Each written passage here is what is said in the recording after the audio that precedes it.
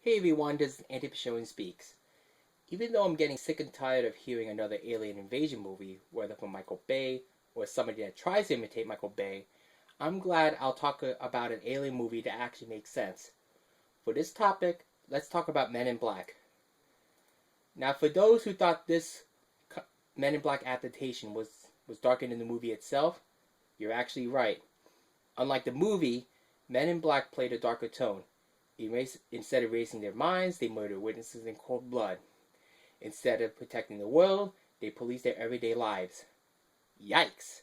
It's no wonder the series got the Hollywood treatment. So naturally, Men in Black was greenlighted along with the changes made in Hollywood. I actually applaud them for that. However, Men in Black took forever due to development hell. Finally, they overcame their egos and got Men in Black produced. This time, one of the main characters will be played by Will Smith, a famous rapper who garnered his fame by appearing in The Fresh Prince of Bel-Air.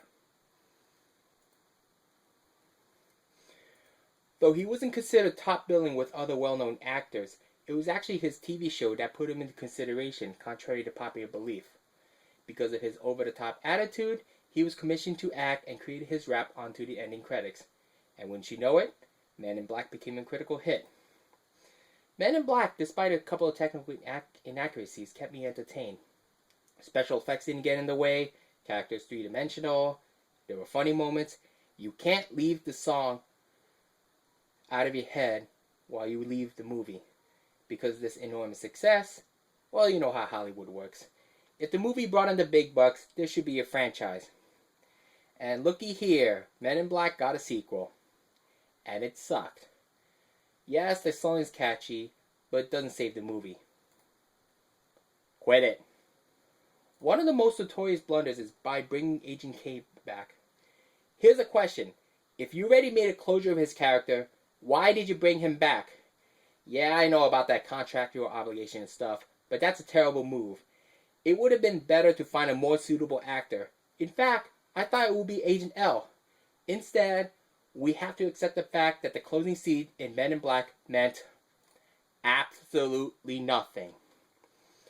Oh, and don't bother asking me about the premise since it's vastly weaker than the first movie. And now, I'm coming to full circle by the time Men in Black 3 hits into theaters. In this sequel, they travel back in time. Not an overused cliche, but pretty darn close. I shouldn't really rip on this movie due to the okay reviews, but here's one thing that boggles my mind. The Men in Black travel to 1969. Really? Here's what I know what happened in 1969. Richard Nixon was sworn to office. Vietnam War was still raging on. The Beatles were on the brink of the breakup. United States landed on the moon for the first time. And last but not least, Dr. Evil traveled back in time to steal Austin Powers' mojo. Here's a better suggestion. What about the 50s? It's possible to create any of these slants during the 50s. Of course, you could always rip on the fourth one every single time. As for 1969, other than the space topic about the moon landing, I don't recall hearing topics about aliens or, for that matter, alien invasions. That would come almost 10 years later. But the most critical blow on Men in Black 3 is by having Pitbull instead of Will Smith. I'll try to make this brief about Pitbull. I have never seen an overrated Latino rapper in my life. Yes, some of his songs are catchy, but I believe he overstayed his musical career long enough.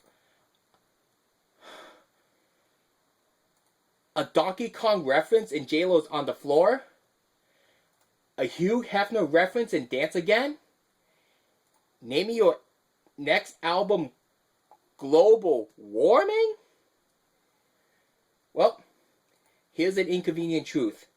He's not even trying, and he's still getting big deals from record companies, along with some promotional tie-ins.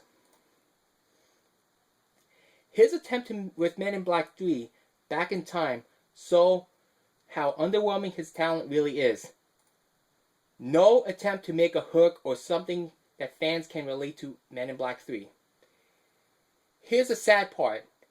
Any one of these performers would have been a better choice.